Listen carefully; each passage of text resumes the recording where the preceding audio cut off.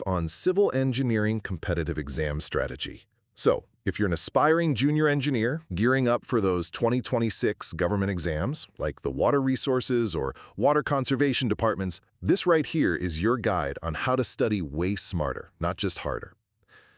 Think of previous year exam gapers kind of like a building's blueprint. They don't just show you the final structure, right?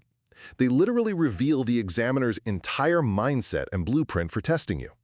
First, spending hours just reading theory is honestly a massive trap if you aren't practicing those past papers. Past questions show you exactly which topics actually matter and where candidates make the most common mistakes. I mean, why just memorize the right answer when you can reverse engineer the examiner's trap? Second, it's all about exactly how you use those past papers. You've got to put active learning to work. So when you see a question, just hit pause and attempt it on your own. Instead of just finding the correct choice, figure out exactly why the other options are dead wrong to build deep conceptual clarity, and keep a separate notebook just for short facts and formulas.